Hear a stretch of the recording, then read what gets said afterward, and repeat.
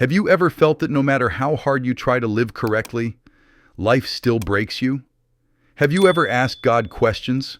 Not politely, but honestly, angrily, desperately.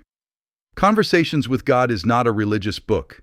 It is a deeply human experience. Written by Neale Donald Walsch, this book begins at a moment when a man's life is falling apart, and instead of losing faith, he decides to question everything. This is the story of what happened when someone dared to ask God the hardest questions and listened. Summary of Chapter 1. Conversations with God. Book 1. Chapter 1 begins at a breaking point. Neale Donald Walsch describes a time in his life filled with failure, fear, and emotional exhaustion. Despite believing he has tried to be a good person, nothing seems to work. His relationships are unstable. His finances are collapsing. And spiritually, he feels completely lost. Overwhelmed by frustration, he begins to write a letter to God. Not a prayer, not a request, but a confrontation.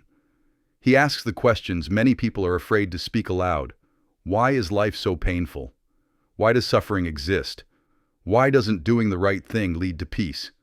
And then, something unexpected happens. As he writes, answers begin to appear, not as a voice from the sky, but as thoughts, clear, calm, and filled with compassion. Thoughts that feel wiser than his own. This moment becomes the foundation of the book, a written dialogue between a human being and God. Chapter 1 challenges a powerful belief that God is distant, silent, or only speaks through religion.